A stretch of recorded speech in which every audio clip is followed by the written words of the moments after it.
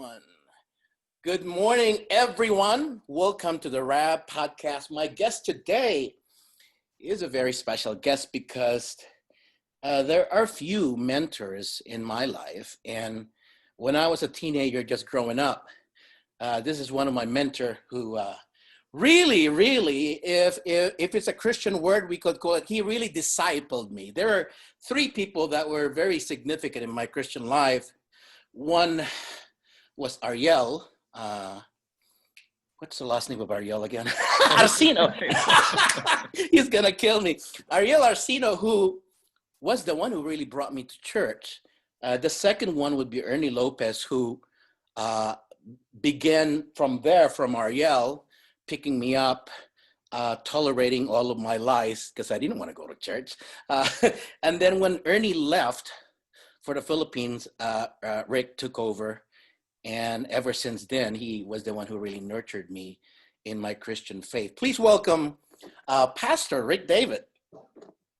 Thanks, Rodney. How are you, sir? I'm okay, sir. I'm glad to be part of your podcast.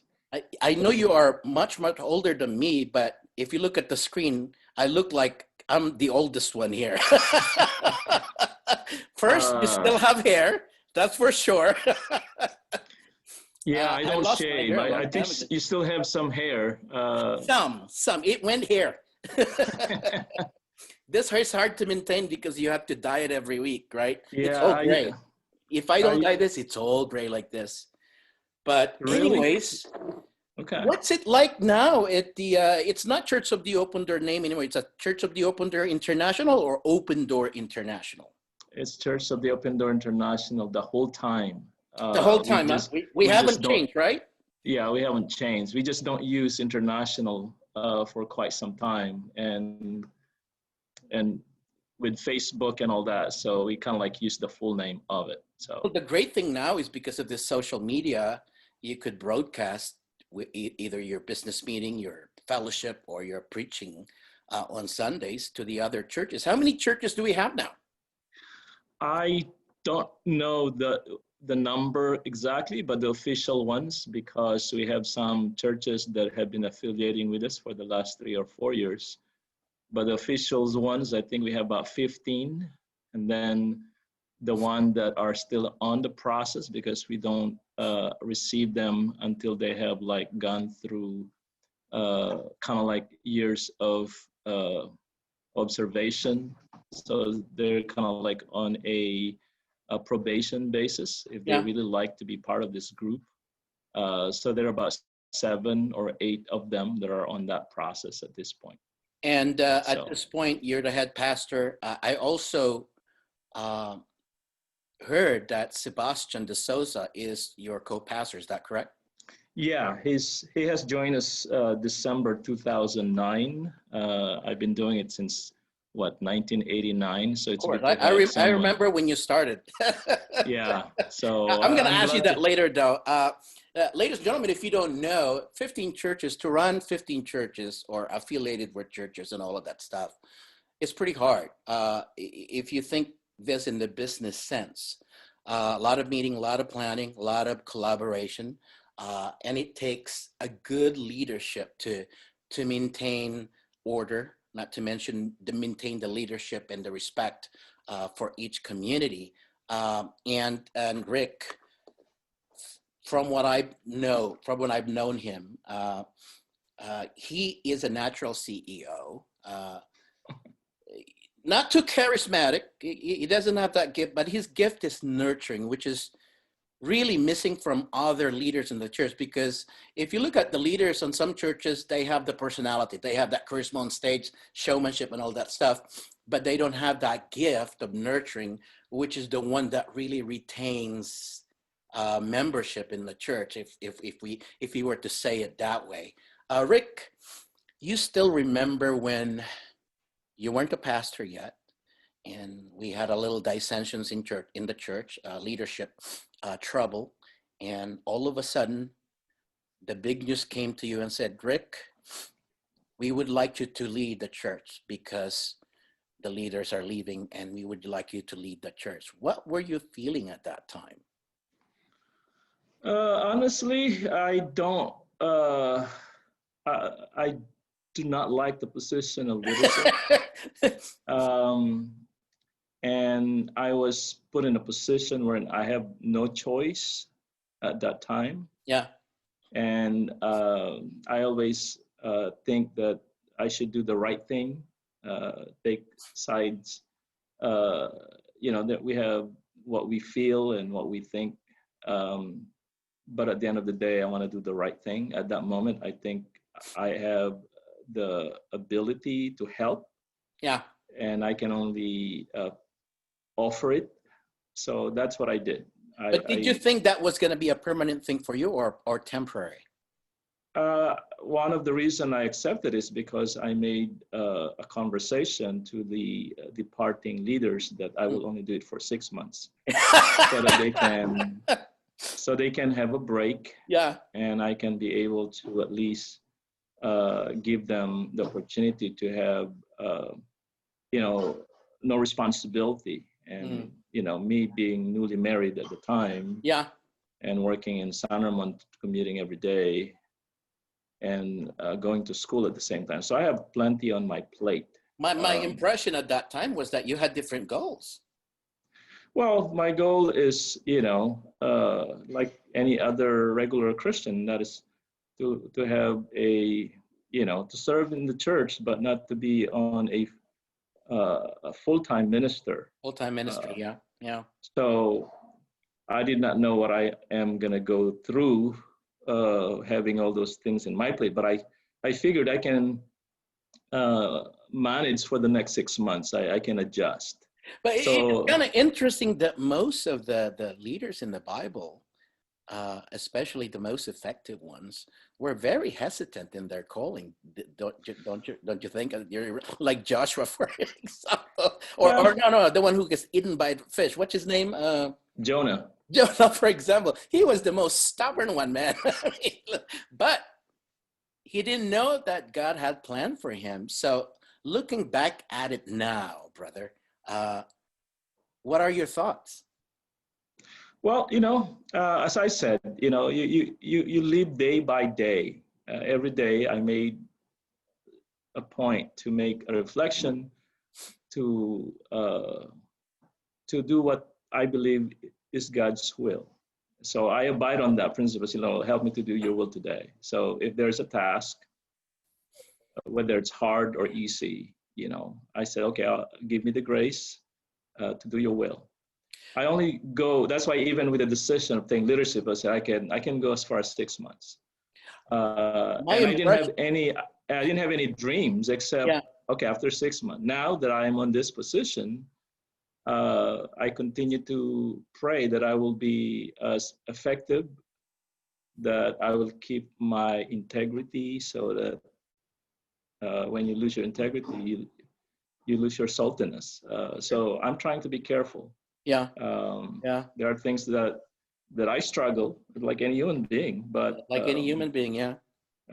When you stay on the center and say, okay, what's God's will for me today, and enjoy it. Yeah. There are pros and cons on every task, and there are things that are joyful in this task. Indeed. Despite of the difficulties. So the thing is, if it weren't for you, if you weren't chosen to lead, if those leaders were not guided by the Lord to ask you, I think Church of the Open Door would not exist today. That's my take, brother, because if it were different leaders, let's just say, okay, if it were different, there is that thing where you're guided by God. I get that. But there is also that thing where one brother could change his mind, and because he's got free will, could change his mind and give up that call. There is that choice as well. If it were different leaders, I don't think that the Church of the Open Door will exist today, the name. They will be probably affiliated with another church, which is not going to be Church of the Open Door name. And I do thank God for that, because look, my foundation, I became saved when I was 17 years old. I was still a teenager. And Yeah. Ernie Lopez always asked me this, like, what have you learned from then that you do now when you started your own business? It's like, dude, all the training that I've ever had, whether it was the 12 steps, whether the discipleship, with you have to go through it, whether the leadership style, the business meeting, the members meeting, uh, there's even a part where if you need to fire somebody, you need to do the steps. I got that from our church.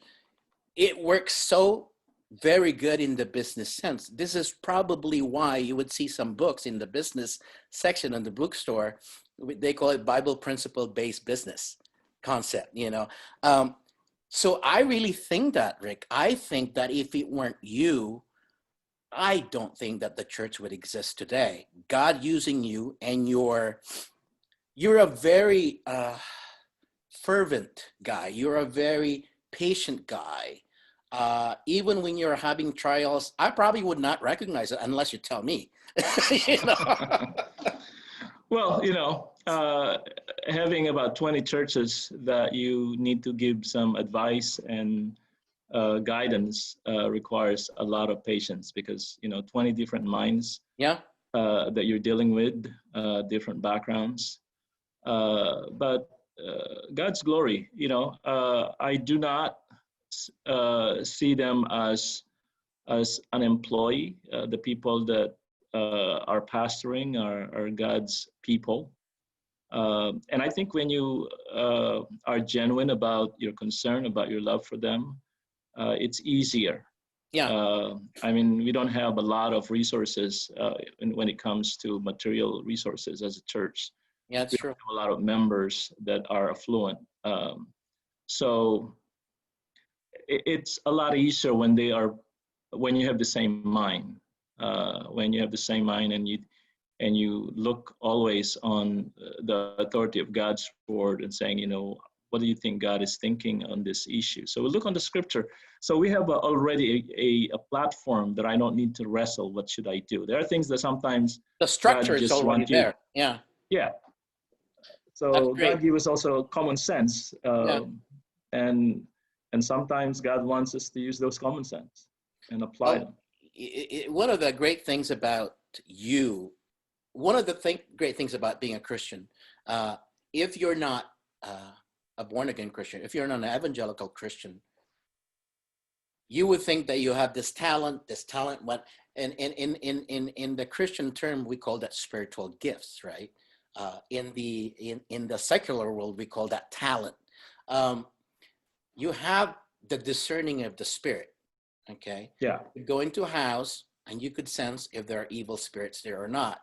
You could sense in a person if a person is being harassed by the demon or whatnot. I know this for a fact, Rick, because when we were doing some mission field in Naga City, some of you probably know the story.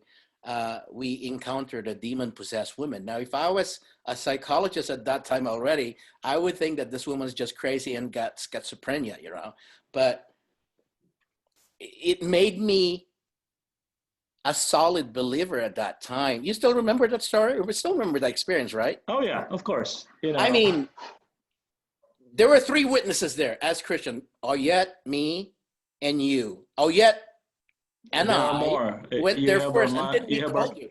Who was the other one? Was there a 4th Armando person?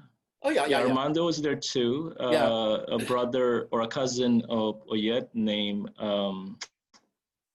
Woodrow was there. Oh, Woodrow was there. Yeah. Yeah, and of Ladies and course, gentlemen, this was my Lord. It was, I think, probably an 8-hour, 12-hour ordeal. Because we were there all night trying to cast the demon, or how many demons? They were like legions, as she claimed.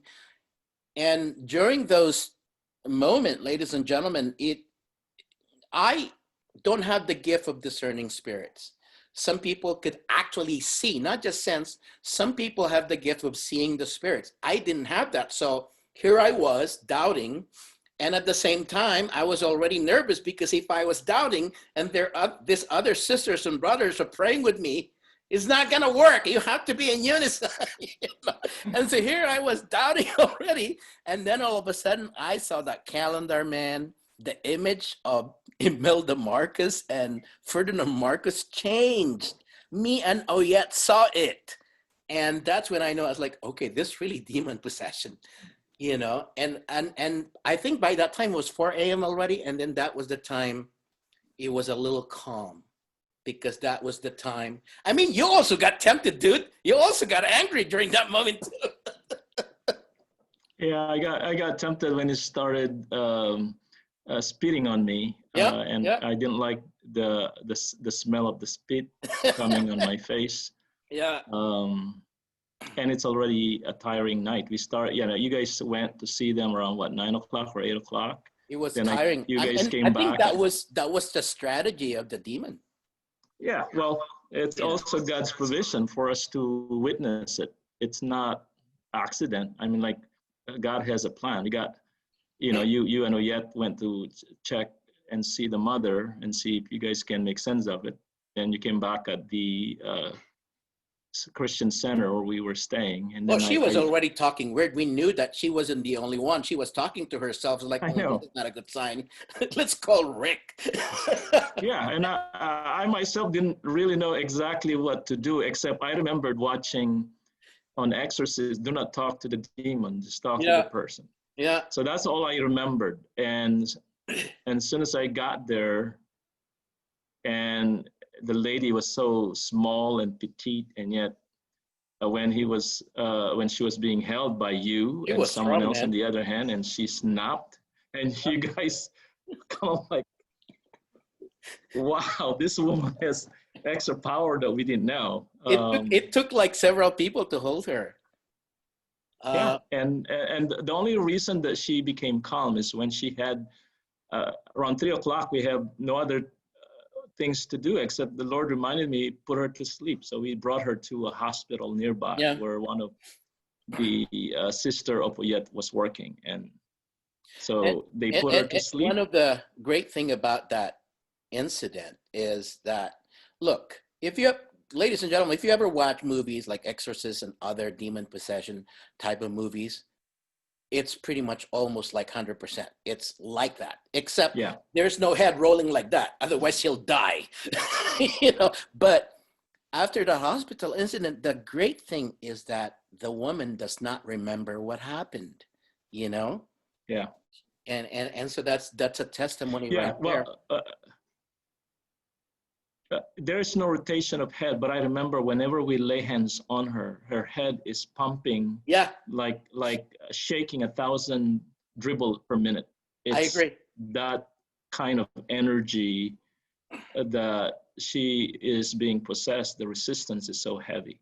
Yeah. So even now I remember it because it won't go away. It's a memory that you experience. It's a divine experience because you see God's power, and yet also recognizing the work of the enemy is still real. It's not just written in the Bible. So it's interesting though that outside of Christianity, that most psychologists does not believe in that, which is too sad, because you need to consider all possibilities. Yes, there is schizophrenia right there, but I do believe that there are some influential spiritual things that are happening there. And I don't discount the fact that some people, God has given them the gift.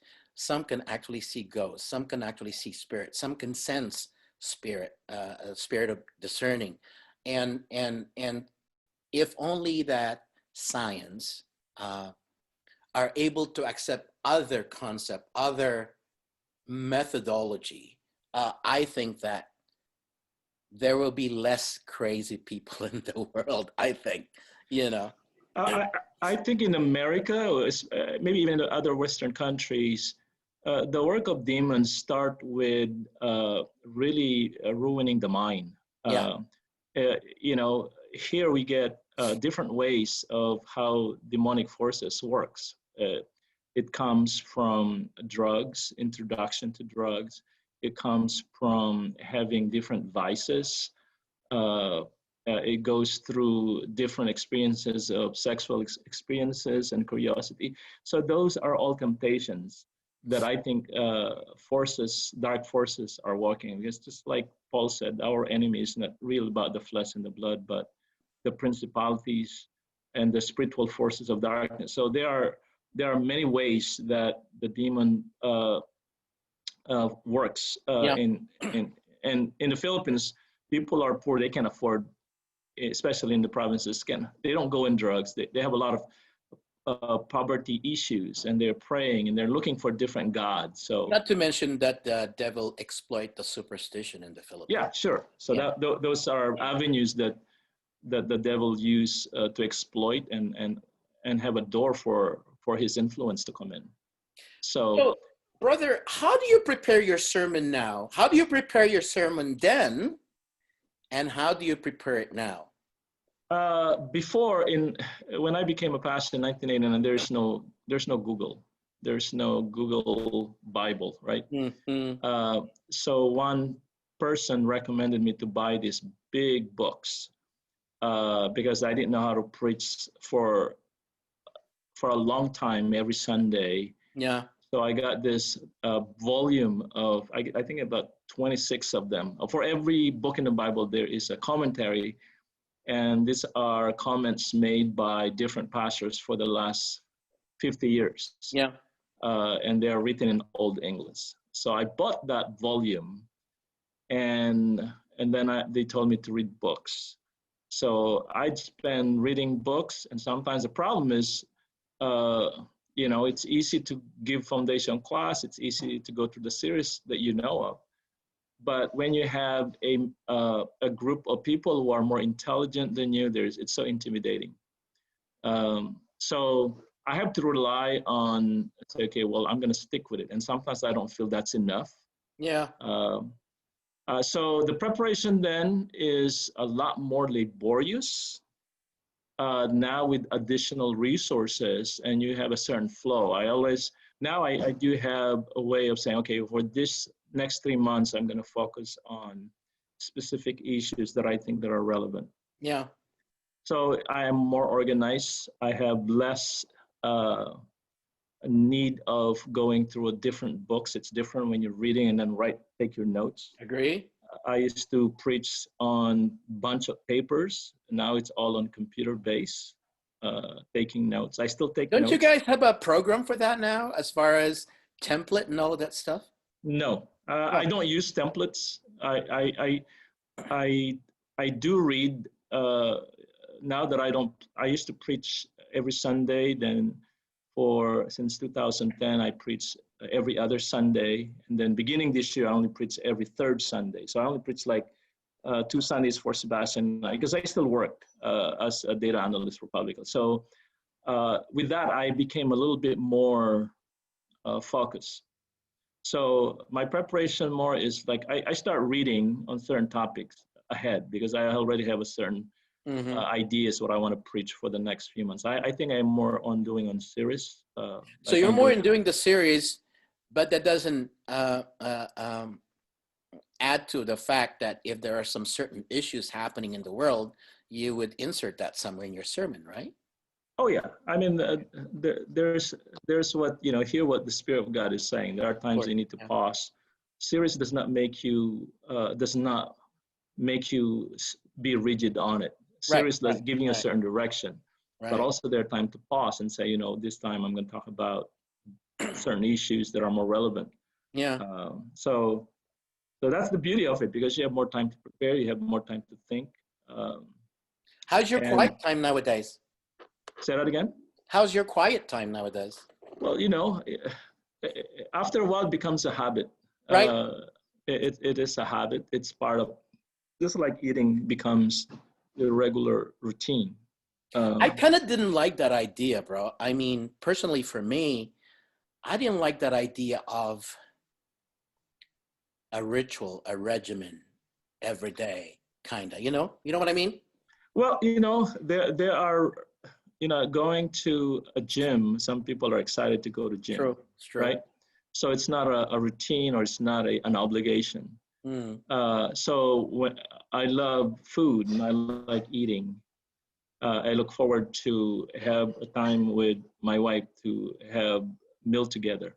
Yeah. So the same thing, I say it's a habit. I love the opportunity to sit down and rest upon God. And for some reason, since I became a pastor, my regular sleeping hours is only 5 hours a day. I think So that's I what happens have when you get been older, doing two dude. work. So it's like, uh, I don't know. I just noticed that it. So I have to make time for the things that I know that are helpful. I think that's maturity. You know, Right, right. I still enjoy hanging out. I still enjoy doing exercise or play Yeah. tennis here and there. But and they are beautiful. But the most important thing is you do not only take care of your physical self, but also you take care of your spiritual self. You know, my thinking has evolved in that because the way I witnessed the leaders in our churches before, when we used to do quiet time, or when we have a prayer breakfast type of thing, and we would wake up at 6 or 5 a.m., go to a certain building and just pray. And and the things, the way I grew up is that when it was emphasized to me to pray, it was more of like a supplication every time. You know what I mean? It's like Yeah. just a prayer and supplication. But then as I matured, it's not the quiet time with the Lord. It's not really a supplication because we have this relationship with the Lord. It's more of like a conversation. And the way we converse with God shouldn't be supplication every time. I think that the way we converse with God is just the way we converse with someone we have a relationship with. And whether it's a quiet time, whether it's early in the morning, which I prefer early in the morning because for some reason your mind is so clear and you're very sensitive to the voices of God during that time. And it's just a conversation. I don't ask for any supplications anymore unless, like, last time I really asked for supplications seriously was my mom when she had cancer. And she, Yeah, you know, well, the church setting is different because they always give you prayer requests. right, right, of course. So when That's we true. You're right. gather, You're right. You're right. You're right. when we gather, these are the things that are already given as a. So it becomes more of a supplication. Got it. Got it. Yeah. The assumption is, you just don't do that on that particular day for supplication. But I think, Yeah. as I said, it becomes part of your spiritual walk. I agree. That so. The is everyone voting for Trump in the church? Obviously, I've I been hope very so. vocal of where I am standing. I mean, I do not like everything that this president says, but I walk by principle. So the Was principle that I was think Paul the that I apostle? adhere as a Christian. Was Paul the apostle perfect when God chose him? He was not. Was Peter God is perfect? always perfect. Yeah. No. No. No. So plus we're not voting for a preacher. We're not voting for a pastor. We're voting for someone to rule the country, and we are voting for the policy that this person is trying to emphasize. And Yeah. he's not political correct when he speaks. He's not. He's a businessman. He speaks like he's not afraid to speak what's But in that's his the mind. reason he got elected because he's not a politician. So. Yeah, but again, this country has like different flavors. That's By the way, I so. happen to think that Mike Pence is working on that, man. I happen to think that Mike Pence is really working on that man personally in the Christian sense, I So think so too. I yeah. think So, the influence of Nehemiah to the king is the same as Pence is doing to the president. So, yeah. And I so think which is that's good. I think that's the reason Pence accepted that vice presidency when he was called. I think I think God told him to accept it because you have a mission. I think Yeah, that was my yeah, impression. So it's working. yeah. So how's long nowadays, you guys? How are you guys? We're doing good. Yeah, We're you we're guys, still loving. all of your kids are grown up. Yeah, Michael. Ashel is married now. She's with her husband in You got a grandson Riverside. already? Grandkids? Oh no, they've been married for more than a year, but Okay. they're still not planning. I think Yeah. in 3 years maybe. Uh, Michael is about to graduate now. He's still at Liberty University in Virginia, Great. Great. and Mark is now staying in our place, trying to be a realtor. So. Oh, good. That's hot right now. So, So especially that here in Washoe County, houses are being sold from left to right. My God, it's an investment. If you have some money, buy it here. where's Washoe County? Is that in Washoe Nevada? County is the Reno area, the Okay. whole Reno area, you know. So, You know, Gina Bacan has a house there, right? oh, is that right? Yeah, he lives maybe 3 miles from Virginia You know, exit. but can you still live in the Philippines, right? Uh, no, I'm talking about Gina Bacan, Okay. right? I remember the name Jonah Bacan, but I don't know if he was a regular attendee of our church or he. Yeah, he was the kid then in high school, wherein his mom would come Yeah. and would pull his ears for Oh my joining our gosh. prayer group. Oh She's my gosh. Yeah, so, there's so many houses here, like in my neighborhood, because we have a condo here. In my neighborhood, just I do my daily walk in the hill, right? And you'd see all of these mansions. You know how much they are? no. How much are 800,000. We're expensive? talking we're talking 5 bedrooms, bro. Ah, Yeah, so I mean, yeah. if Well, you compare that to the Bay Area, come on. You know? yeah. That's 5 million maybe. Yeah. Yeah. So I am just hoping that I will be free from paying mortgage and start going on the direction of just doing ministry. you should And almost be free now because what did you have? 30 year? I got one more year. That's it. Now, what do you do as the leader in the church now? Do you visit the churches? Yeah, not last the last time we were there was November last year. So I've been going there almost every year, sometimes twice a year. Now we are doing a Zoom meeting every month. Yeah. That's part of our Yeah. regular meeting. Now, So when you visit them, brother, when you visit them, do you do some type of boot camp, like discipleship training or something? yeah, we have what we call School of Leaders every year. School of Leaders takes place around May. This is with a group of Korean missions churches that are supporting us. Yeah. That they come and they pay for the accommodation of all pastors and the food. And the teachers usually are picked from any of us and from any Korean seminaries that are teaching. So we have a specific topic. It's usually start with Monday and ends on Thursday night. So that's just one event every year. And then we used to have joint retreat, but since the territories have, the distances from churches are so huge, from Baguio all the way down to Bisaya, we cannot meet. So we do it by region. We have one in Bisaya. You guys don't have some type of a combined convention in a certain city, you know? Yeah, we do it by region. We have one in north from Baguio all the way down to Tarlac, and then we have one in the middle, Pampanga to Laguna, and then we have one in the south, Bicol region. So, and then we have one in Bisaya. So we alternate that. And that's where most of my travel timing is. If there's an event, usually I come. So it's with the pandemic, all the schedule have stopped. Yeah. So majority are still meeting online. Let me ask you this: Naga City still exists for the churches, yeah?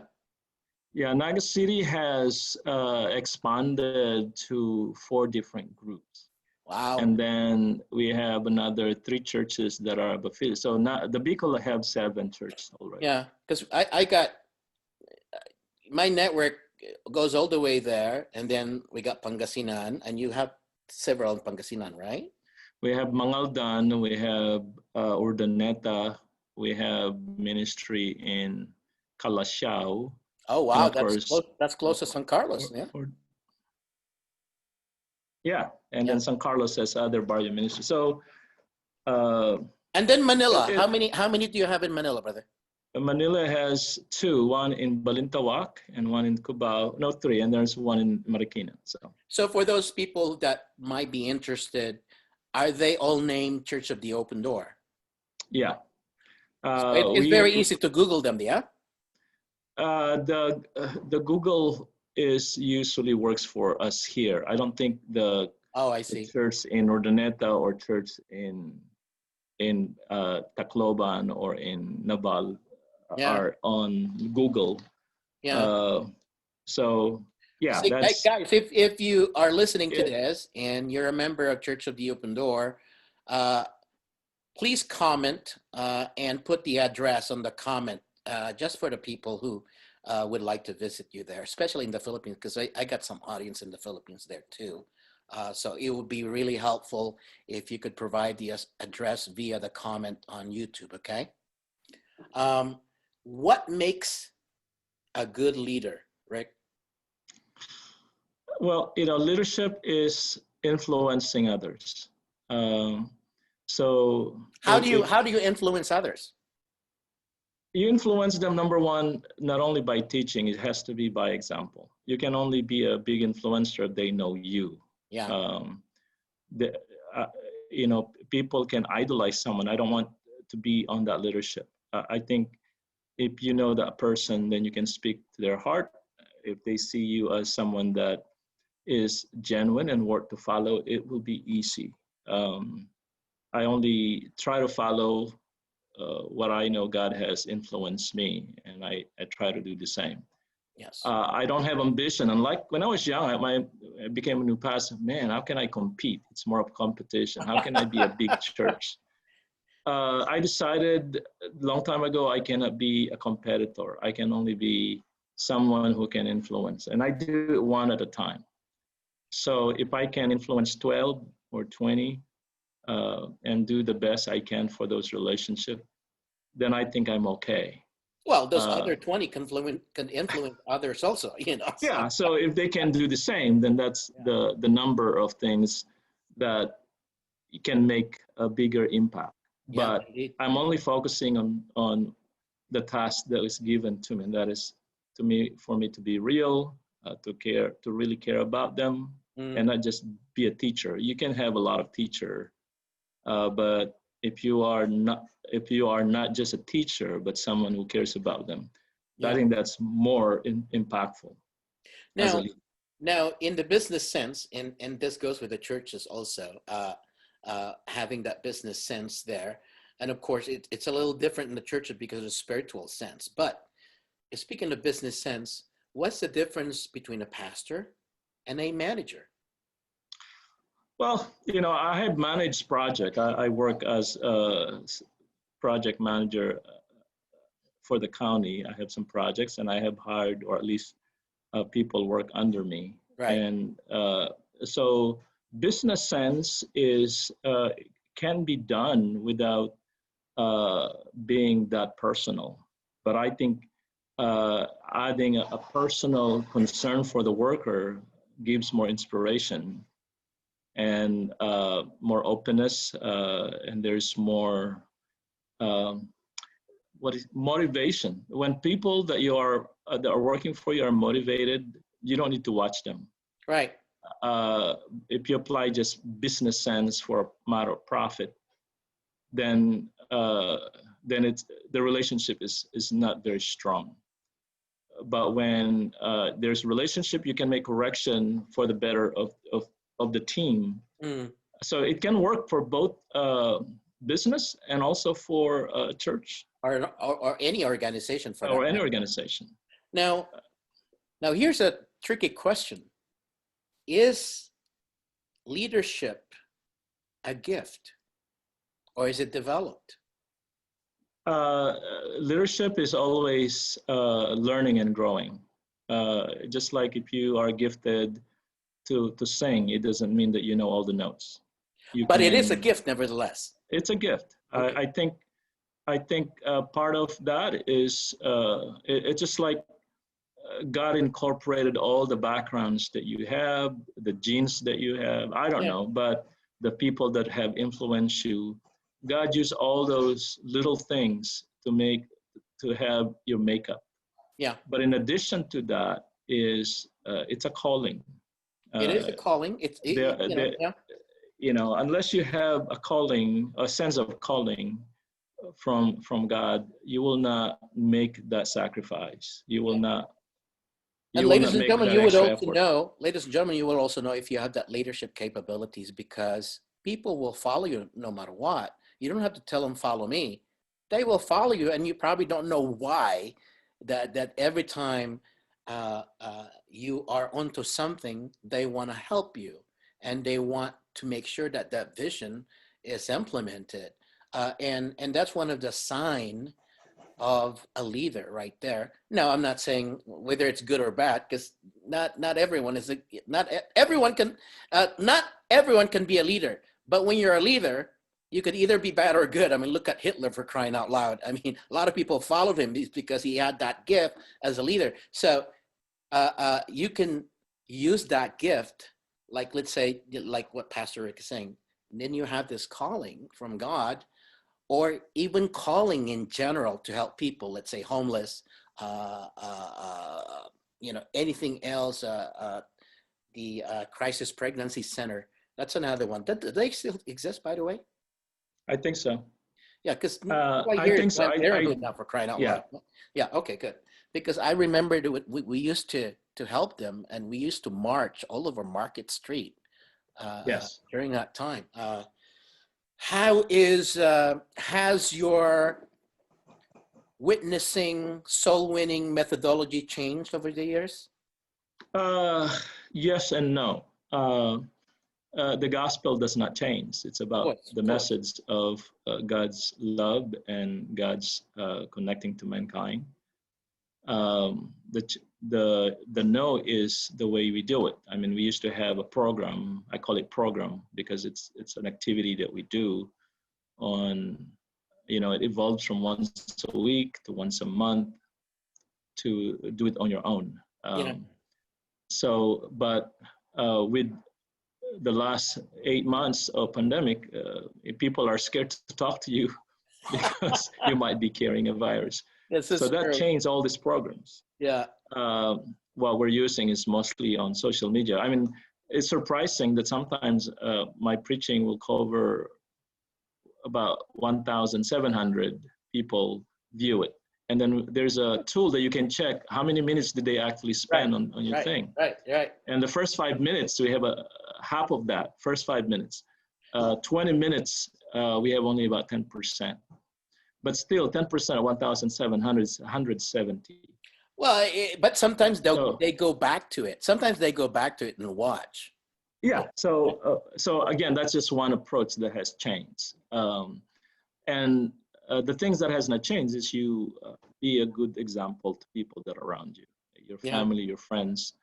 And I do have, like, for instance, my batch in high school invited me to speak for our 40th high school reunion. Yeah. So I spoke about, they only gave me 15 minutes. So what can you speak on 15 minutes? Except, of course, they want to hear about your success in America and all that. But then you blend it in, the goodness of God on it. Yeah. So, and that's an example. I always tell people, speak what you know is right, and be a salt when you can be able to pray for your family on Thanksgiving or Christmas when opportunity is around. So those are the things that are not changing. Yeah. The approach we do is a little bit different. We try to do basketball ministry in the neighborhood. We try to help on ministry in campus. We do have ministry in campus now. Seb is doing that. We try to serve community through the existing group like Bay Area Rescue Mission. So we serve Okay, good. We served meal there. We were invited to speak on their rehab program. Uh, and now church want to be part of home reentry program, and that is for people who do not have home when they come out from jail, not from big prison, from jail. They are Yeah. either abandoned by their family. So we're trying to buy a house, not us. We Great have a idea. group of pastors trying to buy a house that have 7 rooms that we can have like 14 people that can stay there as a transition. So they can have a And with that place. transition, have some type of program to reboot their careers or go into We don't have, career? we're trying to get a facility first. Uh, Of course. so I'm that's thinking ahead. yeah, I think that's part of their mind. Part Yeah. of the mind is to home those who don't have a home. And when they're in the house, of course, there will be some activities that will help them to get better. At least they have a place of safety, and we care about them. And uh, it's a biblical principle that they're trying to have. So we're just part of the support group right now, but we're going to be involved in some ways. Where do you see Church of the Open Door 5 years from now? You know what? I'm sure it's going to be changing. Uh-huh. The Church of the Open Door in the Philippines is expanding beyond what I thought. The Church of the Open Door in America are not growing as much. People here are busier. Oh, yeah, yeah. People here are busier. The younger people are a little bit more on. They don't have the same energy or discipline. I think the churches in America in general is on a plateau, I think. Yeah, some of them are dying. Yeah, yeah. I could see in the Philippines because I think God is really using a lot of big names there, like Pacquiao. Now we have Ernie Lopez being more publicized in the media, and other leaders in the Philippines. So that's why it's getting very influential now as far as the churches. So, yeah, I mean, there's more openness here in America. We have a lot of things we can put ourselves to. We are so busy. and I was so happy to see Gina Lopez. The thing is, when Gina Lopez passed away, not too many people know. There are many little different gods. Yeah, I call it different. Hold on, Rick. You keep getting cut off with your connection, brother. You're on frozen mode right now. Okay, there you go. I was like, Yeah. well, I was gonna say, bro, that. Yeah, I'm losing also. Yeah, can you hear me now? Yeah. Okay, when Gina Lopez passed away, it was a bad thing that she passed, number one, but it's also a great thing when she passed that the people in the Philippines saw what she did and what she was doing for mankind. And I think that was a good testimony there. And I'm glad that Ernie picked that up and continue her effort. Oh yeah, but people tend to forget. We see the difference between the leadership of Gina Lopez and the new leadership that had taken place on the Department of Energy and Natural Resources. Yeah. And after a while, people forget. I happen to think now. that. So Ernie is good, but I don't follow politics much in the Philippines, but I happen to think that it was kind of a setup that Gina Lopez was nominated for whatever position that was for Duterte's administration. I never thought they were really going to confirm her. I think it was a setup on something. But that's my conspiracy idea, so I don't know. I might be wrong. So yeah, I mean, politics have their own corruption. So anything that is not going to be on their way, there will be voices that will oppose it. So I think that's what had happened. So, brother, what makes a marriage last? That's your last question. You've been married for a long time, and now you have your own kids, and they're married, and they're grown up, you know. Yeah, we're celebrating our 32nd year of marriage. Yeah, yeah, So it's a difficult thing at first. There's always that adjustment. But again, and Long and I have different, personality. I'm more outgoing, she's more at home. And number one, you have to stay on why did you get married to this person in the first place. true. There Yeah, must be something that you like about this person. There must be some dreams that you have thought together, uh, and you like the company. So nurture those. You like the company, so make time for dating. yeah. Make time for conversation.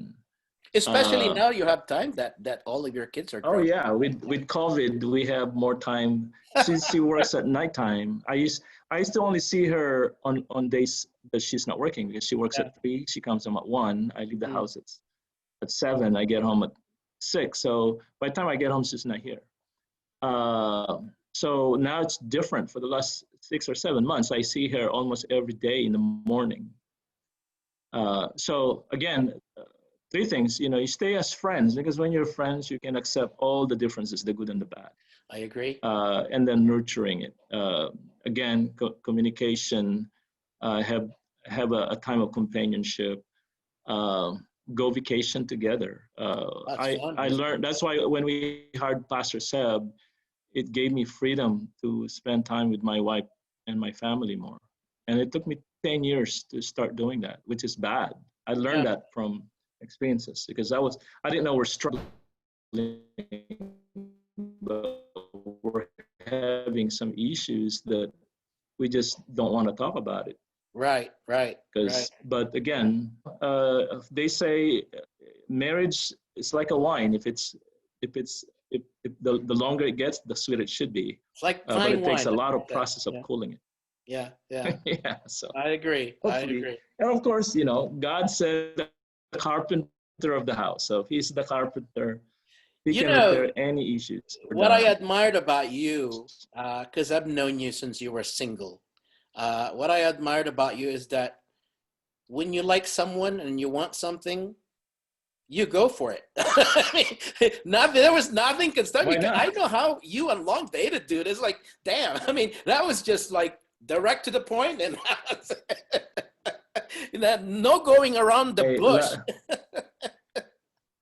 which was yeah, if you know what you want, if you know what you want, um, and pursue it. There's nothing wrong.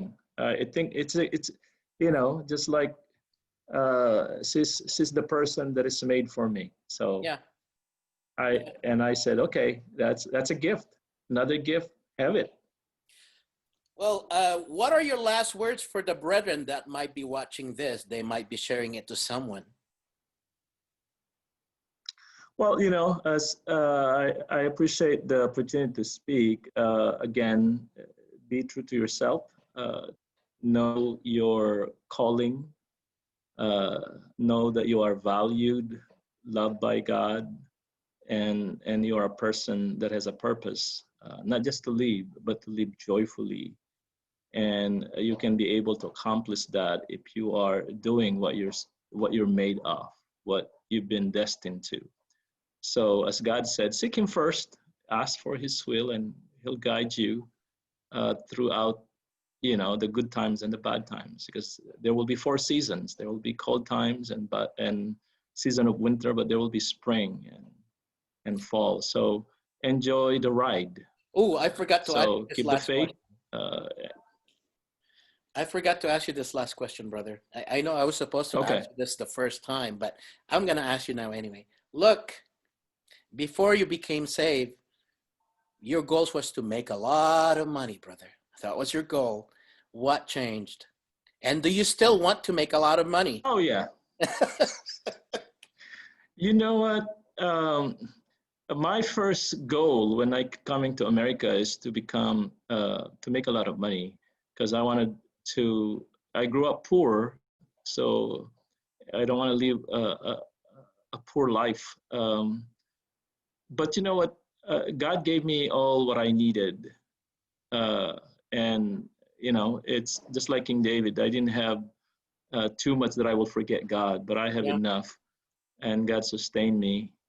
So my ambition was there is maybe to be a realtor, get all the houses I could buy and then sell them, and then I become, you know, live like a king. Now I'm a child of a king who has eternal riches, which is far, far more than any material world. So that's satisfying. Yes. Now, you got any few books or movies you could recommend there as far as our faith is concerned? You know what? I don't have any. I like James Bond movie. That's all I can say.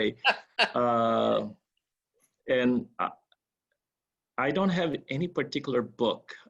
Most of the time, you know, with a lot of materials that are available on On the internet?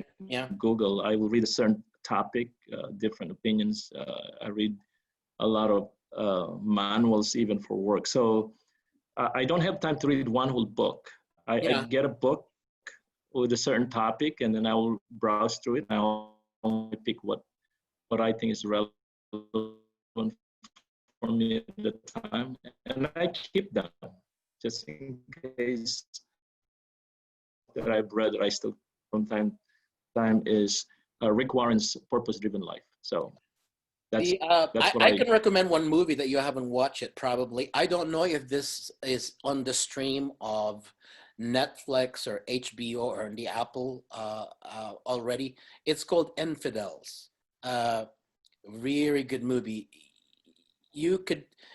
One thing you can learn from this movie is how strong faith you have, even to a point of firing squad, you know, where it does ask you a question. It's like, okay, if they tell me to deny Christ, they're not going to shoot me, but I can't deny Christ, so they might as well shoot me. And that's really the whole story of the movie. And at the end, you would know what happened.